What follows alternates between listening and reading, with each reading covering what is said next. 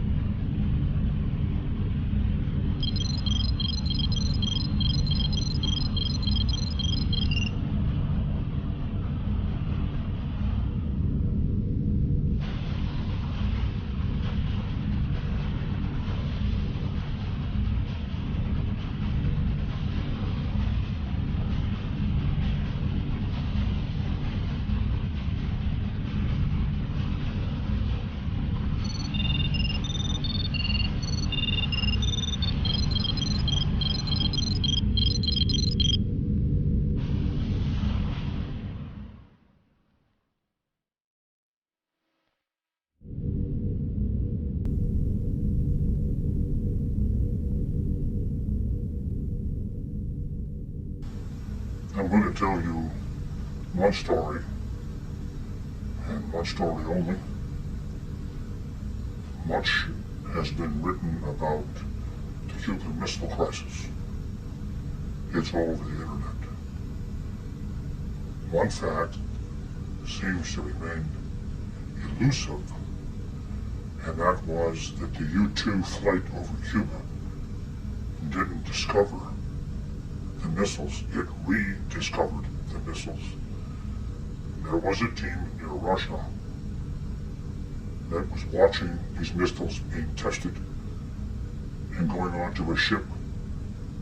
And I don't know how, if they followed them to Cuba, but they knew about the missiles before they got to Cuba. Now, obviously, you couldn't tell about it. You give away the operation, and that team, their lives would have been in danger. So the U-2 flew across Cuba and, quote, discovered the missiles, unquote. I don't know why it hasn't come out yet. The missiles were discovered before they got to Cuba. And that's all I'm going to tell you.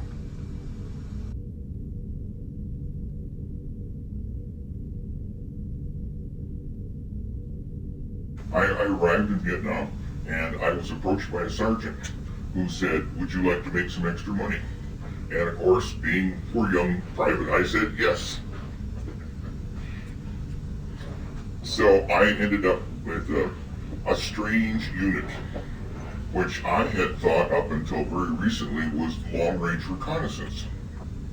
It turns out it was not, because even by that time they were training long-range reconnaissance units in Nha Trang. That was 1965. And I didn't know that I was really being put into a non-military unit. And that's how I ended up there. And we had to scrounge equipment. We had we had a radio.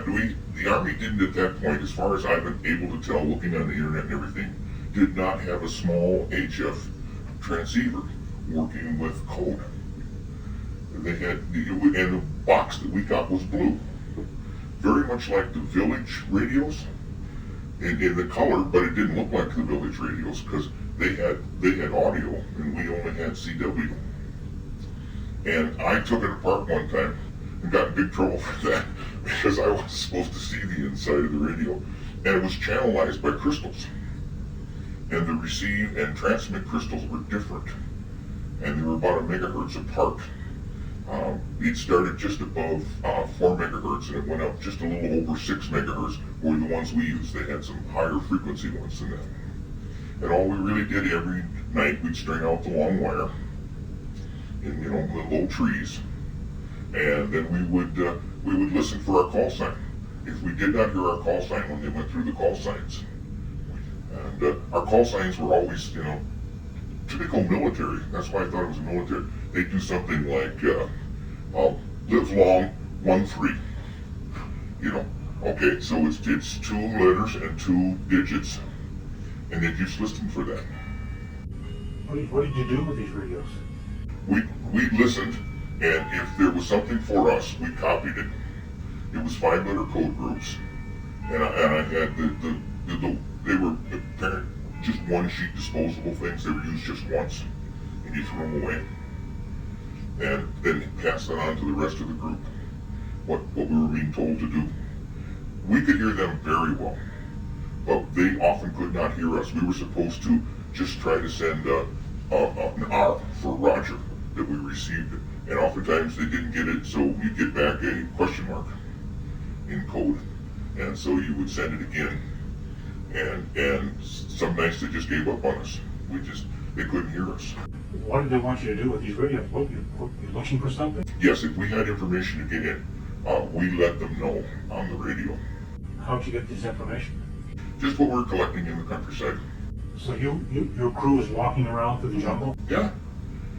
Or in the race paddies and in towns, and we were so dumb we were fearless. That's literally it. So you guys sent out in the jungle to look for things and send it back? Yeah, we were essentially capturing intelligence, but we were capturing different intelligence. I realize now than the long-range reconnaissance units of the Army would be doing. We were looking more for how the civilians were feeling, and were they friendly when we saw them? Were they helpful? And some of them really were. They would say, oh, "You better get your butt out of here. There's others here that don't like you." And they give you a heads up. Then we get out. Yeah. Okay, now, was this a CIA run? I thought it was Army all the time I was there. And it's only over the years that I've come to realize it was something very different than the Army. We didn't have Army radios. Like I said, we had this blue box. That was very different than the Army had. And I have looked in the Army, as far as I can tell, in that time period, anything I could find online, didn't have a low-powered HF radio. Right, yeah, because the Army had HF radios, but they were between camps. They were not out in the field. Now, when you sent Morse code, did you have a keyer on your knee or something? Yes, I had an, actually it looked like a leftover from World War II. Looked like the old J38 key. And you had to have a stable surface, so when it clamped on your leg, it had a metal band that was springy, and you push it over your leg and it stuck there, and then you could send code. Now, were there times when you were in an area that was hot, and when your crew saw you pull off the key, they would run? They wouldn't run for HF, but we also had a VHF radio, and the Viet Cong were very good at direction finding on VHF. So you didn't want to stay on VHF very long. And if I said I was going to do that, everybody would scatter. They didn't want to be anywhere near me when I turned that transmitter on. Did the CIA offer you cash to sign up to stay on? When I went to Saigon, they invited me to stay on. They said they'd send me back up country doing exactly what I was doing before. And at that point, I was pretty dumb. I didn't know the difference between somebody who worked for the CIA and somebody who was not an employee, but their other term that they used. So I don't know what I was. But I refused because I had gotten married just about 30 days before I went to Vietnam. And I wanted to go home to a wife. Did the CIA ever continue to stay in touch with you then? Yes, they have over the years. Do you know why? I suppose so that I didn't go south or something. So, and once or twice I just had people show up and say, "You were with the CIA," you know, and then well, yeah, I was with the CIA, and then they'll say that one time they put me on the radio. The guy actually had a radio built into his car, and another time the guy just picked up the phone and dialed the number. And at the other end, he said something. At the other end, somebody gave me the challenge that I had gotten in Vietnam, and it was, you know, and then it's so ingrained in you after a while, you just say it. So, Any experiences? I know you've got a few healed bullet holes in you. How did that happen? basically, I'm lucky. You know, I know it's a silhouette, but if you could see my upper arm, you'd see the exit wound from an AK-47 round up in my upper arm. And you think where you carry your upper arm most of the time? That high velocity round should have gone through my arm and through my body. So, But it didn't. didn't, no.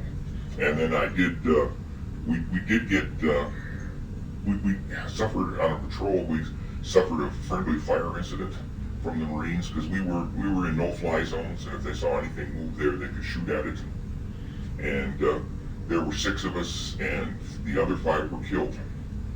And that night, I happened to be wearing an old, they were called squad radios, and they had an acronym, but I won't pronounce it. The VRC, I think it was an old VRC-20, and it was a VHF radio. And we listened to that for activity in our area.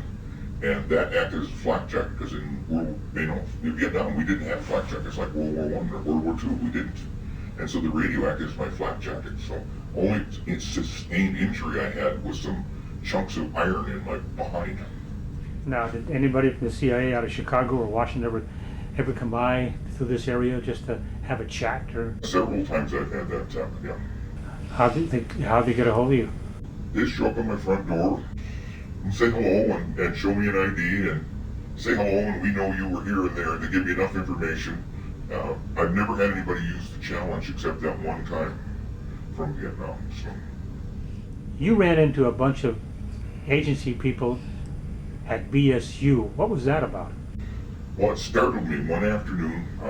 I was still getting, I wanted to go to grad school and get an English degree. And I had to get they wouldn't let me in with my engineering degree, so I had to get an English degree. So I was going to BSU. And one afternoon, late in the afternoon, I went down, and in the Hobson Student Union, they had a little coffee shop. In those days, it was still smoking and all. And I walked in, and I recognized a half a dozen different people there. It's like, wait a minute, this is really strange. And I sat down and talked to them, and they were guys that they were CIA employees who had retired to this area. And they told me that they could retire here because this was off limits for any Eastern European people. This was a safe area, one of the safe areas designated in the United States. And many of them, one of the guys I can remember kept complaining about the Russian professor because he said, I speak Russian better than he does. Now, wasn't there one individual here who worked full-time for the agency? He kept saying he knew too much, and he got paranoid. Yep. And the only reason he talked to me is he had met me in Vietnam. Was he a full-time agency person? No, Yes, he contract. was. He was full-time. Yeah. Full-time. He settled someplace in Northern. He settled, as far as I know, someplace up north of Bemidji. So, in a real remote area. And he would go, in the fall, he'd bring stock food and stuff, and he wouldn't come out until spring. In fact, a couple of times his neighbors went over and bothered him in the middle of the winter. He told them to go away. I'm fine. I know how to take care of myself. And then he just up and disappeared. No, but I'm sure that if he got really nervous, that they would cover for him and move him again or help him move. So, it was, the one I know, besides Vietnam, he had heavy service in Eastern Europe. He talked about parachuting. They would drop them from a high altitude outside of the Kremlin or someplace, and they would fly in, using, parachutes, yeah. They would fly in and drop in because they couldn't be detected. but they were talking about altitude drops that were, I didn't even know we had cargo planes that could get that high. The CIA people, when they visit, are really good at what they're doing. They're obviously been trained. They're getting information from me without seeming like it's a whole, let's go have a hamburger or something, you know, and they get to talking and they say, well, you remember Vietnam about this or what that, and it's like, sometimes I don't, and I think that's just to make sure that I'm not lying. No, I don't remember anything like that ever happening. So they're real subtle in what they're doing, and I just think they're checking. They just keep checking.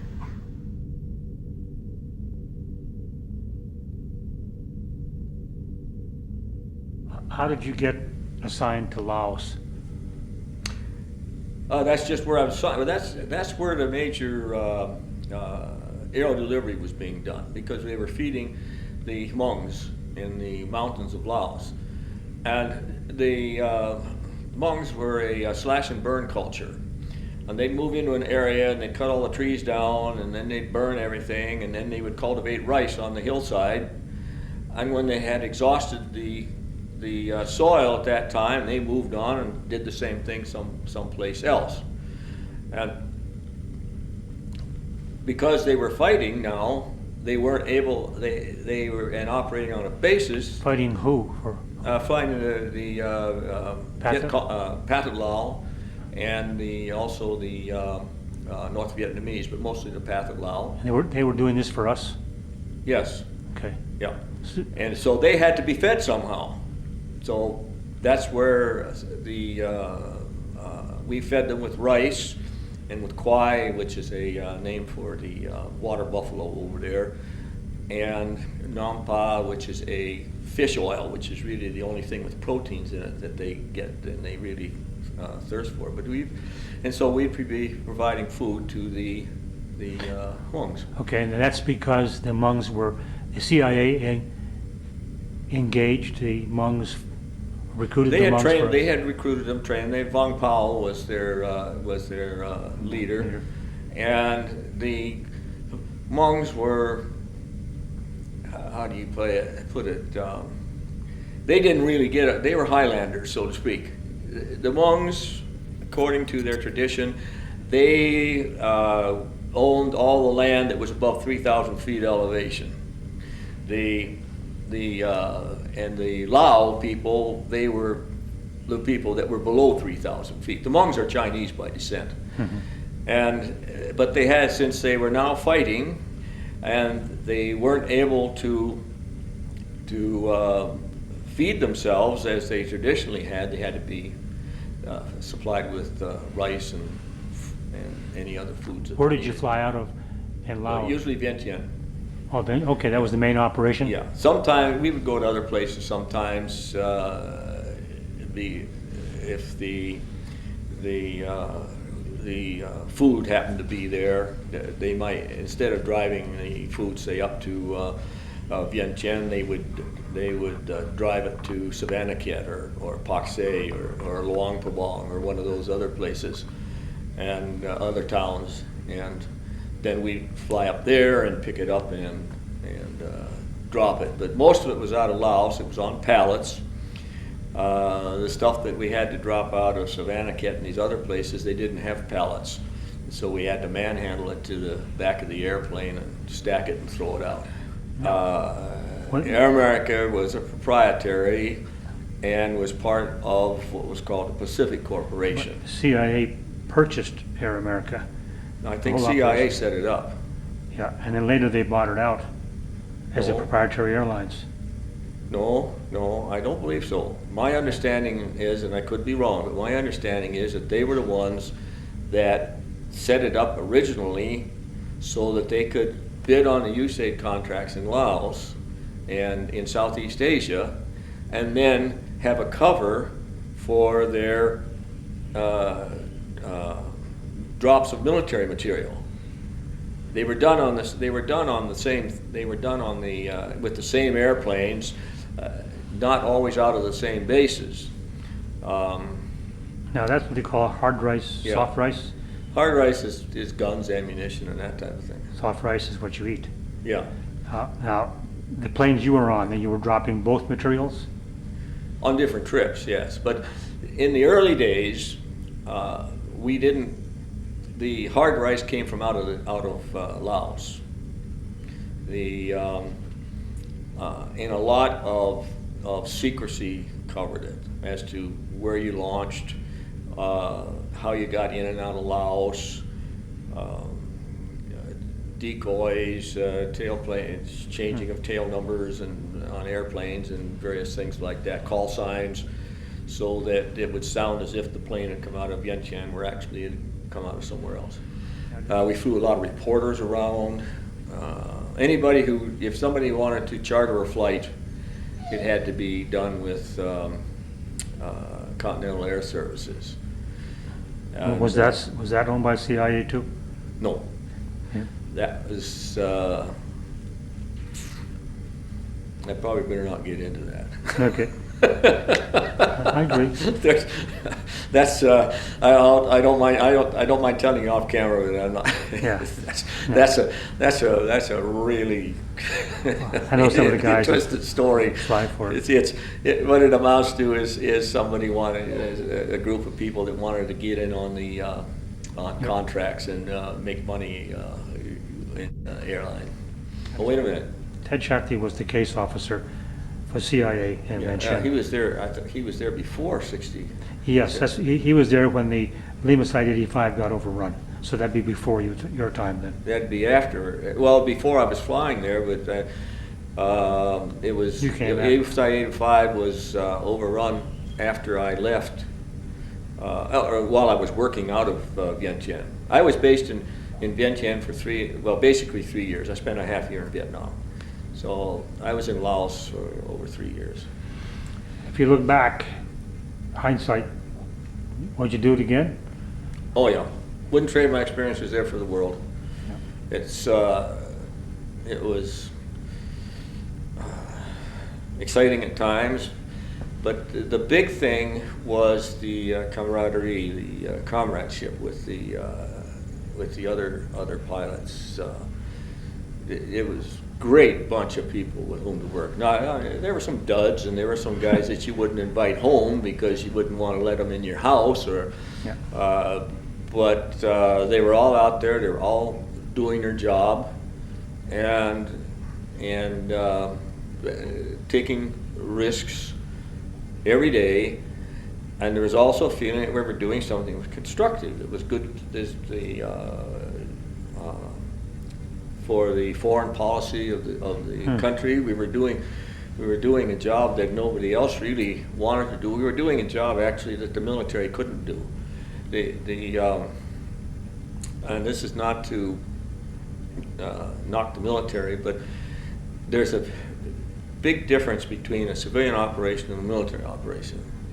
A military operation is generally geared to the lowest common denominator or close to it. That is, a military mission is normally planned so that the least competent has some sort of chance of surviving it. Or you just go ahead regardless and do it. With civilian, if you don't hack it, you're out. You're gone.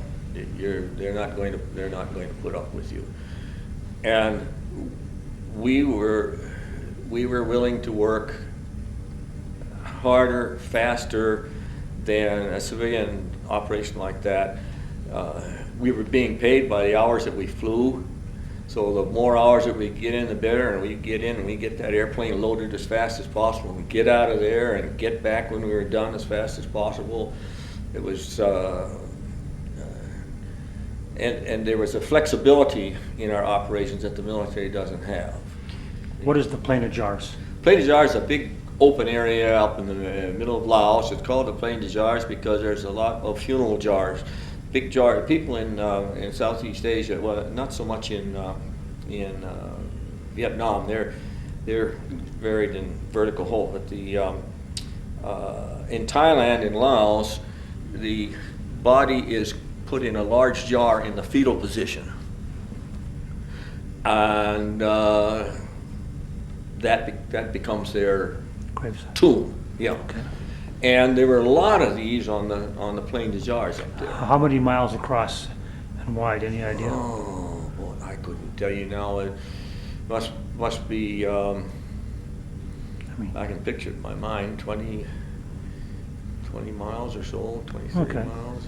no, it's not 100 miles, then. Huh? It's not 100 miles. No, Okay, say 20 miles. 20, 30 miles, I would guess. Okay, I have to get out a chart to check it. What the, so why was that being protected? well, because that comes Zinquang, there's a town at the east end, Zinquang, and that was west of 85. That was west of 36. That was, in other words, the Vietnamese and the Pathet Lao were slowly advancing from Bon Bon and Site 85 and Site 36, and working their way across Laos, and they wanted to stop them. Wow. Did you ever land on the Plain of Jars at all? Oh yeah, yeah. Okay. Yeah, there was a strip there. Oh yeah, and we used to pick up refugees there too. Picked up a 123. How many people do you think you can get on a 123? Pack them in. I assume the jars are, the jars, This is on the west end of the Plains of Jars, and these refugees have been pushed out by the PL and the Pathet Lao and the North Vietnamese, and so we had to get them out of there, and it was mayhem. We'd land, we'd put down the ramp, and the people would flood on, and what we did was we took straps, retaining straps, these kind of canvas straps, nylon straps that you crank up, and every 3 or 4 feet across the 123, we ran those straps. We did, and the seats were just put up against the side, and these people just flooded in there, and they're not large people, you have to realize that, but they were women and kids, but we would have over 150 people in the back of that 123, and the straps were there so that when we took off, that they wouldn't all roll to the back of the airplane. People were literally throwing babies into the back of the young children into the back of the airplane, and with the idea that a friend or a relative or somebody would take care of them until the next load could get down there, because they didn't know whether they'd make it back or not. just because the Pathet Lao was after them? Yeah, they were on the edge of the plains, and these people were trying to get out of there. And I mean, it was awful lot of people, and like I say, the kids were being thrown on the airplane, and we afraid we were going to kill somebody when we brought up the ramp in the back, because they didn't care. They were trying to get out of there.